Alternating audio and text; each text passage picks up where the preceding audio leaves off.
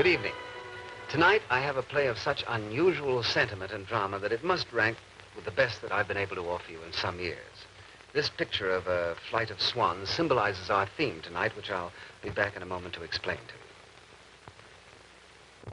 Our story tonight is of two gypsy children who, in the tragic homeless wanderings of present-day Central Europe, find themselves in a Western refugee camp. But they still long to be as free as their gypsy instincts tell them they should be. It's touchingly acted by two wonderful children, and it's a hard heart that'll remain untouched by their delicate performances. The play was produced entirely in southern Germany, the actual setting of the story. And I'm particularly proud to present a television classic which we've called A Flight of Birds.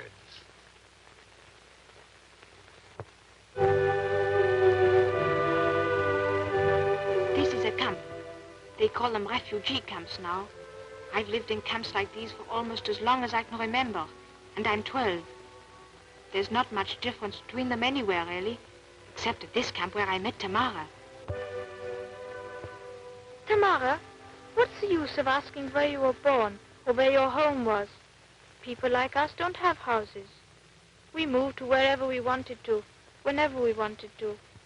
My mother made brushes and flowers out of wood shavings. We lived in a van, too, when I was little. I remember the fires and the cooking pots and the music at night. Why was it, Tamara? Why were we put in prison? Was it because we were thieves? No, I don't think it was that. This isn't a prison. They just keep people here who have no place to go. We have no place to go. But we gypsies are free. We are different. But then that, we are not allowed to fly away. Oh, look there. Do you see high above the tree? 1, 2, 3, 4, 5. No, there are 6 tonight. Another one must have joined them. Oh, they're beautiful. They're free. Tamara, why don't we go with them? Oh, they'd find us and bring us back. We'll go at night, like foxes through the woods, along the hedges and ditches, never roads. And in the daytime, we'll build little huts out of branches and leaves, and lie close like sitting partridges. What would we do for food? I'll creep out at dusk and find things. I'll hunt, and you'll cook. How would you find me, Annie? I'm good in the forest. But you might be caught and I wouldn't know. They'll never see me. Will you come with me, Tamara? Yes, I'll come with you.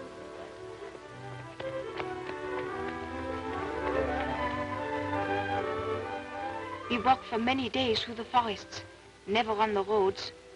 Forests are beautiful and quiet, and the wind in them sounds like the sea. In the evenings, we made wigwams to sleep in, out of ferns and branches. Oh, good.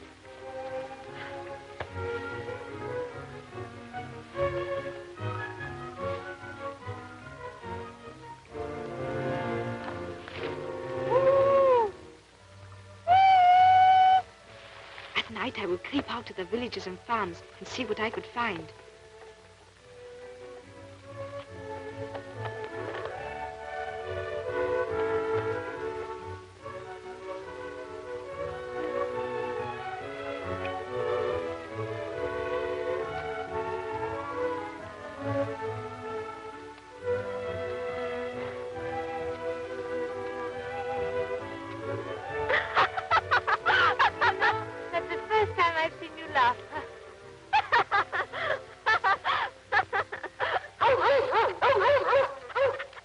Are a nuisance. And so are hens. They make such a noise. But people are easier. They leave things about where you can find them.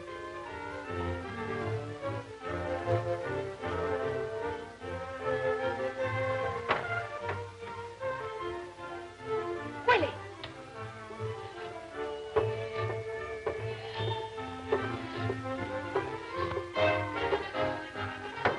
And they never know where they put them until it's too late. Lisa, where's my melon? Guess what I've got? You'll never guess what I've got. Go on, guess. You've got a chicken. No, better than that. A hare, then. No, nothing like that. Be careful, you'll harm it. Is something alive, then? Well, what, then? What? Oh, tell me. There now. Mark Mark, it's a fiddle. Where did you get it? I stole it, of course, and I can play it, too.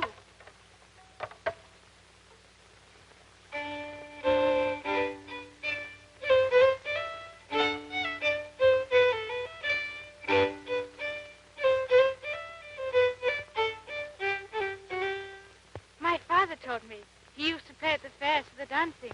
That's what we'll do, you and I. You'll play, and I'll dance for them. And I'll make baskets to sell, and pigs, and flowers out of wood shavings like your mother. Oh, Mark. Mark, I think we should get married. Well, I don't mind, but I think it's silly. It's not silly. It's the thing to do. How can we get married? There's no one to marry us. Well, how did your people get married? Oh, there was a feast, and music, and dancing, and a great fire in the middle. The man and the woman held hands and jumped over the fire. Then the king of the camp said they were man and wife, and all the men got drunk. I remember my mother telling me that in her tribe in the old days, the people who wanted to get married would go to a stream in the moonlight. And one would kneel on one side, and one on the other, and they would hold hands under the water and swear to be true to each other forever. And that would be a true marriage. Well, if you like, I suppose that'll be all right.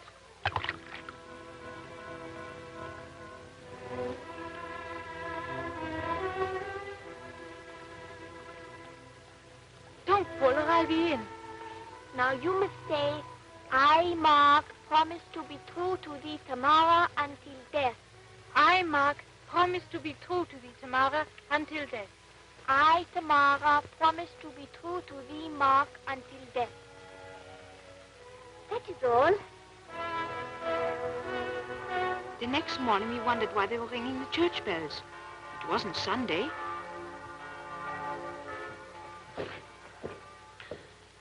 Good day, Father. Please be seated. Well, my children, I have called you together this morning to discuss a matter of which I think you all know. It is a serious one. We have a thief in our community. You will agree it is best for us to meet suspicion face to face, more particularly in view of certain conjectures that have been current amongst you. Oh, yes, I know you're all looking at me. I know my Willie may be a bad boy and aren't again, but all he's ever stolen are a few apples here and there. Besides, what could my Willie want with the schoolmaster's fiddle? Father, if I may say so, I'm of the opinion that the thief is not one of us at all. Neither man, woman, or child. What do you put it down to, then? Witchcraft? No. I think there is someone hidden in the forest who is keeping himself in food and clothes at our expense. Yes, that is a possibility I also had thought of. What do you suggest? I suggest that we ask the Baron to let us borrow his dogs. One wouldn't wish to harm some poor wanderer. You cannot tell what desperate characters there may be about. We had better take our guns. One can't be too careful these days. Very well. I will ask the Baron tonight.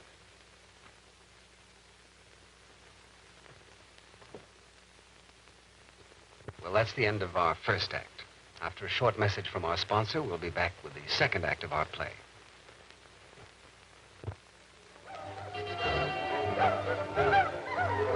It would be nice to stay here and live in the sun again, and not to have to be always walking.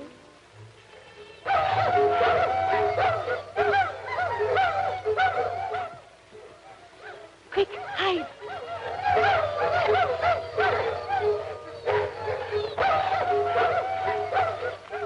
Go ahead.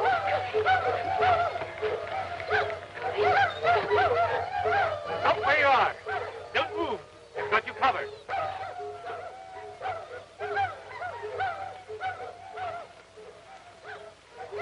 Good heavens, two ragged children from God knows where. Who are you, and what are you doing here? I am Mark, and this is Tamara. Where are you from? Over there. Where's there? Better see what they've got in those huts. Try the girl. You girl, where do you come from? My wife's egg basket. Here's my eggs and melon. Look at all the food. My violin. Come on, boy, give that up. Be careful. Better let him carry it. We can deal with that later. Oh, well, all right. To the castle, get on with you. When Tamara saw the castle, she thought it was a prison and she cried. But I didn't. I know you can escape from a prison if you try.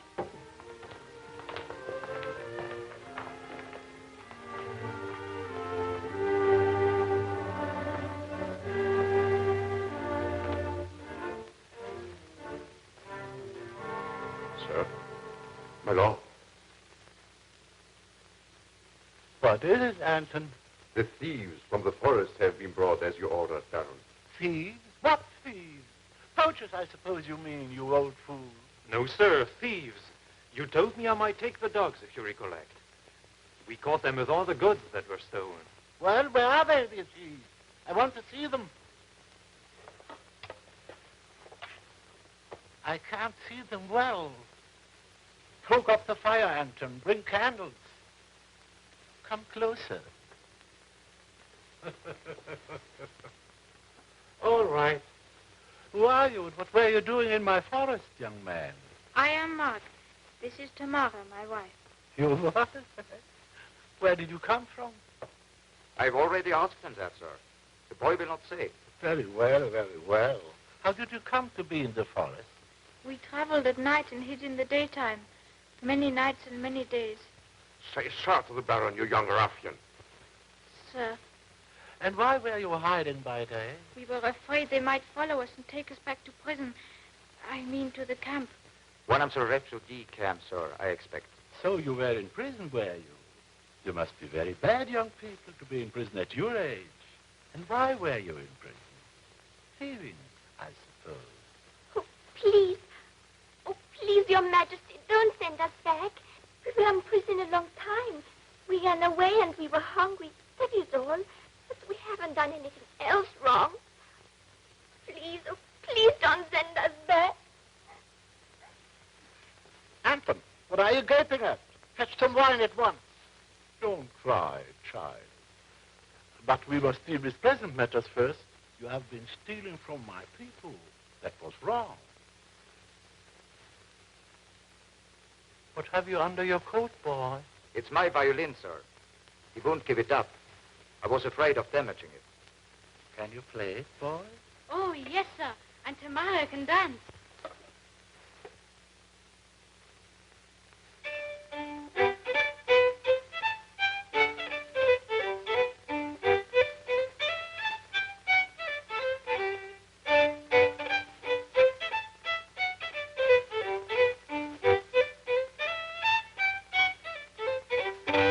Bravo, bravo.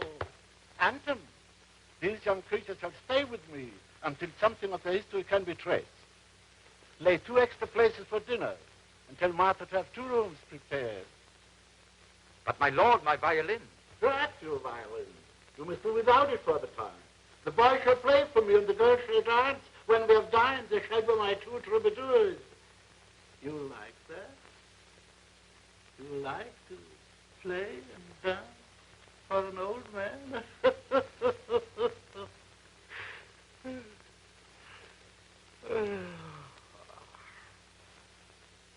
I'm tired now. Go out, all of you. Get out. Do you hear me? Send Martha to me. I want my shawl. I'm cold.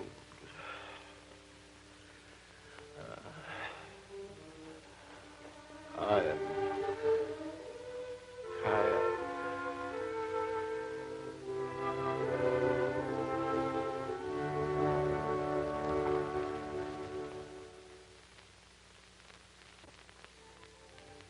There was plenty to do. Max, the Great Dane, to play with, and Trudy, the gray mare, to feed. She was our favorite.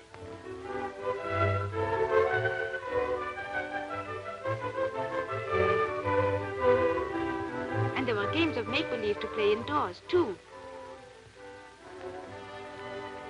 Splendid. Magnificent, oh dear me. What a fine lady. My, and what a dashing beau. Come to me, my little jester.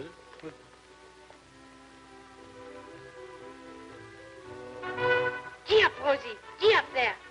Can we camp soon, Mark? Do you see that line of pines? At the top of the hill? Yes. There's a clover field there and a little stream. We'll camp there tonight. Good. Then I'll get supper ready. Come on. We must stop playing now. Oh, must we? Before we camp? You shouldn't have driven so far. If we're late for supper, Martha will scold us. That's the worst of living in houses. I hate them. One day we'll go. We'll drive all day and have supper whenever we like. And no one will tell us when to go to bed. I'll ask the schoolmaster about them this morning. He'll know the proper authorities to go to.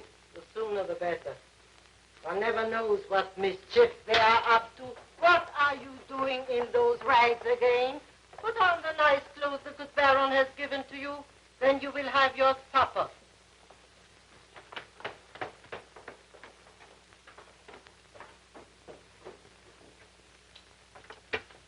This will never do. He's in his second childhood. They are little savages. Encourage them. I must be sent back. The authorities must be told about them. Mary, did you ever hear anything so scandalous? When I told him so, he threw his stick at me. He seems to think it's a fine joke. No. It will certainly not do. Thank you, my boy.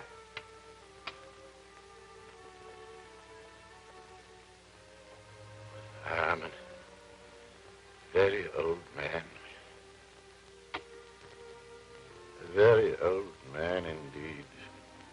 I do not think I shall live very much longer, my children. Nor do I wish to.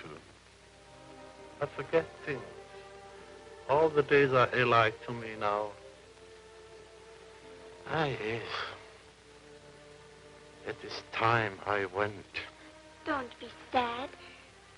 Would you like me to dance for you? Or shall I sing softly? Or would you like us to dress up? No, girl. I sometimes like to talk of the past and of my son. That is his portrait there. His sword hangs by it. Ah, my splendid son. His tomb is in the church, and my dear wife, too.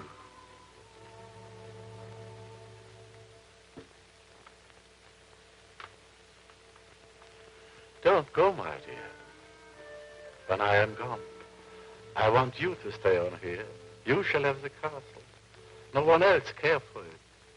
There is no one to care for it. You shall have it all. You shall hunt, Mark, and shoot with my guns in the forest. And you, Tamara, shall have all the clothes and jewels you love to dress in. Huh? Smile now. Smile. No more tears. The horse and cart. Can we have the horse and cart? Yes. Everything. Go and tell Anton to bring me paper and ink.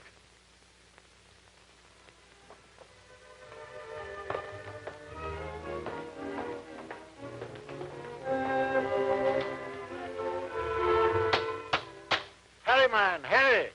Are you ready? In a minute, sir. Clumsy old oaf. They are growing elder and sillier every day. Write to my attorney. Tell him to come tomorrow.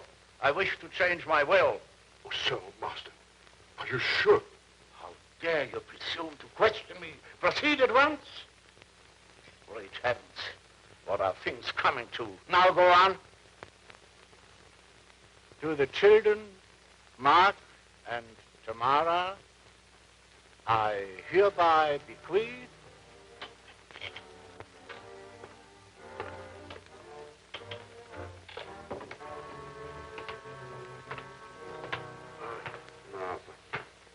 What is it? The master. Is he? No, not that. Something terrible. Not a fire. No, a letter. His lawyer. A letter. Is that all? You write one for him every month. You have for years. Yes, but you don't know what's in this one. He's making a new will. He's leaving them everything. The whole place. To whom? What do you mean? To whom? Them? Those savages. Those gypsies. Oh, that we should have lived to see all this. Oh, what a disaster. What will become of us? He's in his dotage, or he could never have done such a thing. Those rascals have put a spell on him. Hey, his foot warmer. Start heating his milk. We must get him to bed before anything else happens. So we made up our minds. And the next morning, as soon as it was light, before anybody was awake. Come on, hurry. Mark, I'm wondering, do you really think we should leave him? He'll miss us, you know, because he likes us to be here. Yes. Yes, I think he does. But you heard what Anton said.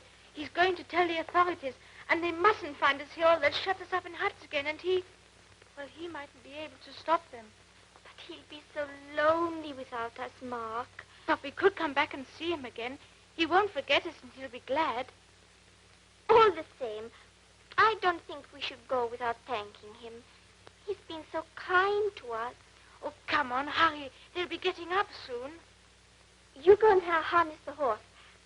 I'll catch you up.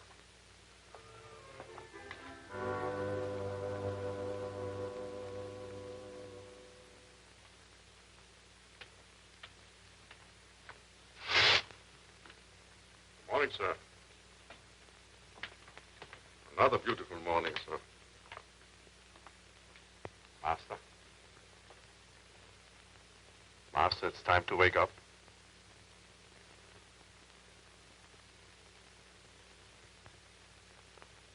Master.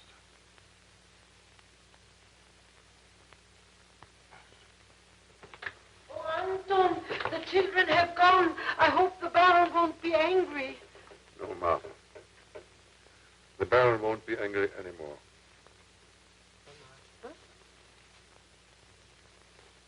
God rest his soul.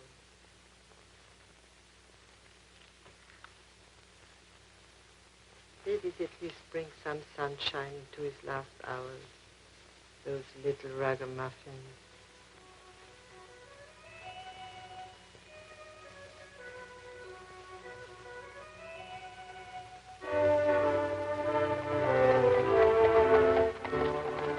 Gee up, Rosie.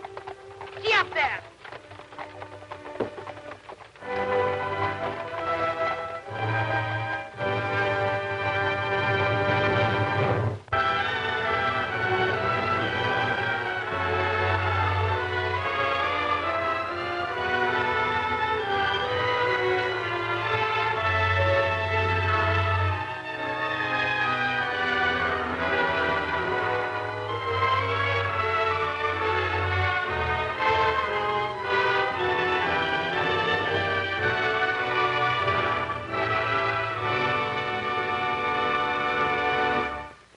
I hope you like this story of the indestructible spirit of freedom, and that you agree with me about how wonderful our two young gypsies were. Well, here's hoping you'll be back with us again the next time. And until then, good night.